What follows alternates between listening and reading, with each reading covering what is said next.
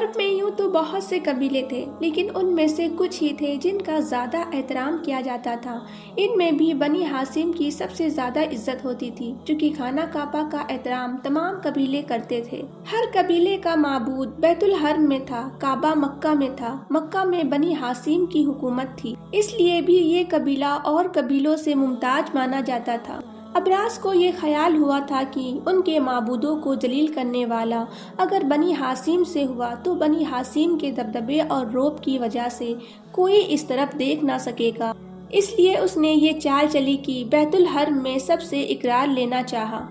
अरबों की एक खास बात ये भी थी कि जो वो अहद व इकरार कर लेते थे उससे पीछे नहीं हटते थे, चाहे उसमें कितना ही माली और जानी नुकसान क्यों ना हो। तमाम अरबों ने झुक झुक कर अपने माबूदों का नाम लेकर अहद व इकरार किया कि वो अपने माबूदों को बुरा कहने वालों को कत्ल किए बिना नहीं छोड़ेंगे, चाहे उनका ताल्लुक किसी भी कबीले से हो।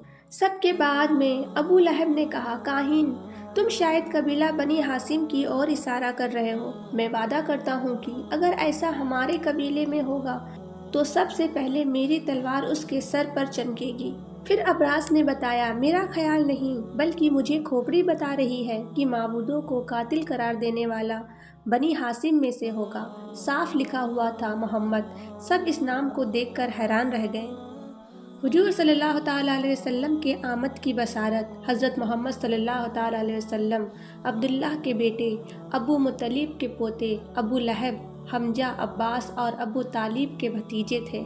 मुआरखैन के कौल से आप 21 अप्रैल 571 ईस्वी रबीउल अव्वल के महीने में सन आमुल फिल सोमवार के दिन सूरज निकलने से पहले बहुत सुबह सवेरे पैदा हुए थे। अब आपकी उम्र 40 साल हो गई थी। लोग जानते थे और अच्छी तरह जानते थे कि आपसे ज़्यादा सच्चा और अमानतदार कोई नहीं। बहुत कम बोलते, तन्हाई पसंद करते, कभी कभी पहाड़ों पर चले जाते, कई कई दिन वहाँ रहते, लेकिन अभी तक उनकी ओर से कोई ऐसी बात नहीं हुई थी जिससे ये गुमान किया जा सकता कि वो बुतों के खिलाफ आवाज़ उठाने वाले हैं। आपके वालिद का इंतकाल आपकी पैदाइश से पहले ही हो चुका था। जब आप 6 साल के हुए, आपकी वालिदा का भी इंतकाल हो गया। इस तरह आप बचपन ही में बाप और माँ के साये से महरूम हो गए। माँ बाप की वफ़ात के बाद आप दादा की निगरानी में रहे। जब 8 वर्ष 2 माह 10 दिन के हुए तो आपके दादा अबू मुत्तलिब भी इस दुनिया से गुजर गए। अब आपके चाचा अबू तालिब आपके वली हुए। आप उनके पास रहकर 40 साल की उम्र को पहुँचे। यूँ तो पूरा अरब आपके अच्छे अखलाक और बर्ताव की वजह से आपको मानता था, लेकिन सबसे ज़्यादा अबू तालिब आपको मानते थे। अबू तालिब ने कहा, अब्रस, क्या तुम मेरे भतीजे पर इल्ज़ाम लगाकर कोई फितना खड़ा करना चाहते हो? हरगिज़ ऐसा ना करो, मैं इसे बर्दाश्त नहीं कर सकता। अब्रस ने कहा, हुजूर, मैं मुक़द्दस हुबल की कसम खाकर कहता हूँ कि मैं अपनी ओर से ना कुछ कह रहा हूँ ना कर रहा हूँ।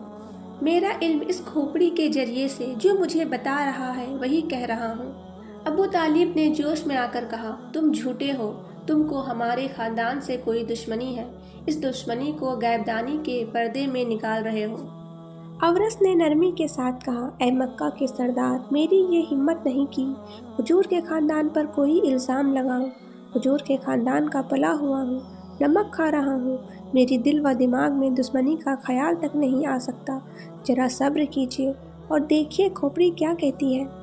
अबू तालिब खामोश हो गए। अब्रस ने खोपड़ी घुमानी शुरू की, इतनी घुमाई कि वो गोल दायरा और फिर गोल दायरे से सिर्फ एक बिंदी बनकर रह गई। अब्रस ने कहा, देखिए, खोपड़ी एक बिंदी बनकर रह गई है, पर देखिए और ध्यान से देखिए, ये बिंदी खुदाओं को जलील करने वाले का नाम बनकर चमकेगी। सब ने बिंदी को ध्यान से देखा। बिंदी फैलने लगी, फैलते फैलते नाम बनी और निहायत आब व ताब से चमकने लगी। सब ने देखा, ध्यान से देखा, हैरत से देखा, साफ और मोटे हरफों में मोहम्मद लिखा हुआ था। अब्रस ने कहा, तुमने देख लिया, अब सुनो, अगर तुम अपने माबूदों को खुश कर लो तो जो फितना पैदा होने वाला है वो दब जाए। अबू लहब ने पूछा, माबूदों को खुश करने का तरीका कौन सा है? अब्रस ने कहा, ये खोपड़ी जवाब देगी। खोपड़ी अभी तक घूम रही थी, अब नाम गायब हो गया था और सिर्फ बिंदी ही बाकी रह गई थी। लोग इस बिंदी को बड़े ध्यान से देख रहे थे। बिंदी फिर फैलनी शुरू हुई और देखते देखते लफ्ज बन गई। सब ने पढ़ा, چمکدار لفظوں میں لکھا تھا، قربانی۔